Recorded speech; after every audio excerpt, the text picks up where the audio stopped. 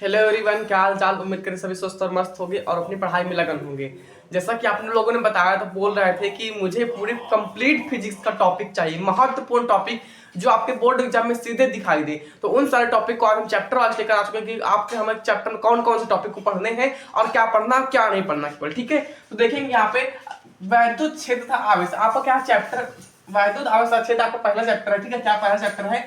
तो इस चैप्टर में से आपको पढ़ना है वैद्युत आवेश क्या है, आवेश क्या है और उसके मूलभूत गुण। मूलभूत गुण कैसे होते हैं? इससे आवेश संरक्षण का नियम होता है, क्वांटिकल होता है। इन सारे गुण को आपको पढ़ना है क्योंकि इससे आपके एमसीक्यू क्वेश्चन इसके आपके कहीं कहीं पे बन जाते हैं। ठीक है, तो आपको इसको पढ़ लेना है। और क्या है? कूलाम का नियम। कूलाम के नियम को आपको ध्यान देना है, इससे आपके बोर्ड एग्जाम में न्यूमेरिकल बनते हैं। तो यहाँ पे मैं स्टार लगा दे रहा हूँ। क्या कर दे रहा हूँ? यहाँ पे स्टार लगा देना, क्योंकि यहाँ पे आपके बोर्ड एग्जाम में इससे न्यूमेरिकल भी बनते हैं और उसका कूलाम के नियम का सदिश रूप वहां पे भी आप इसका ध्यान देना।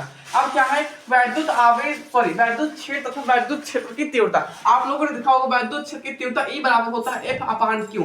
ये होता है वैद्युत क्षेत्र की तीव्रता। तो ये आपके बोर्ड एग्जाम के लिए थ्योरी के लिए मोस्ट इंपॉर्टेंट है, जो आपके 2 नंबर बोर्ड एग्जाम के लिए आ जाती है।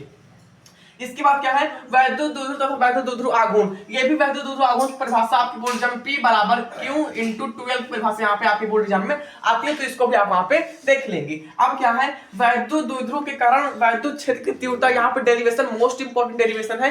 कौन कौन से होते हैं? अक्षीय और निरक्षीय। इन दोनों डेरिवेशन को आप नहीं छोड़ सकते, कुछ भी छोड़ लो, लेकिन इसको आप मत छोड़ना। तो इस डेरिवेशन को क्या करेंगे आप लोग? अच्छे से लर्न करेंगे, अच्छे से आप लोग देखेंगे। अब क्या है? एक समान वैद्युत क्षेत्र में लगने वाला बल आघूर्ण। बल आघूर्ण होता टाउ बराबर पीई साइन थीटा। क्या होता? टाउ बराबर पीई साइन थीटा होता है। ये होता है बल आघूर्ण। इसका डेरिवेशन आपके केवल 2 लाइन का है, लेकिन मोस्ट इंपोर्टेंट 3 नंबर के लिए। अब क्या है? यहाँ पे वैद्युत फ्लक्स की परिभाषा दीजिए। ये भी आपके 2 नंबर के बोर्ड एग्जाम में पूछी जाती है, वैद्युत फ्लक्स की परिभाषा। और इससे आपके बोर्ड एग्जाम में न्यूमेरिकल भी इससे आते हैं और इससे भी न्यूमेरिकल आते हैं। ठीक है, और इससे भी न्यूमेरिकल आपके बोर्ड एग्जाम में आते हैं। लास्ट क्या है? इसके बाद क्या है? यहाँ पे सतत आवेश वितरण। सतत आवेश वितरण यानी कि इसके अंदर जो आपके 3 होते हैं, जैसे रेखीय आवेश घनत्व, पृष्ठ आवेश घनत्व, इन सारे को आपको इसके अंदर यहाँ पे पढ़ना है। उसके बाद क्या है? यहाँ पे देखेंगे हम गॉस का नियम। गॉस का नियम मोस्ट इंपॉर्टेंट है यहाँ पे आपके लिए। गॉस का नियम और उसके अनुप्रयोग के आपके डेरिवेशन बहुत ढेर सारे यहाँ पे, तो उन सबको आप यहाँ पे करना है। तो यह रहा हमारा पहला चैप्टर। अब बारी हमारे दूसरे चैप्टर की।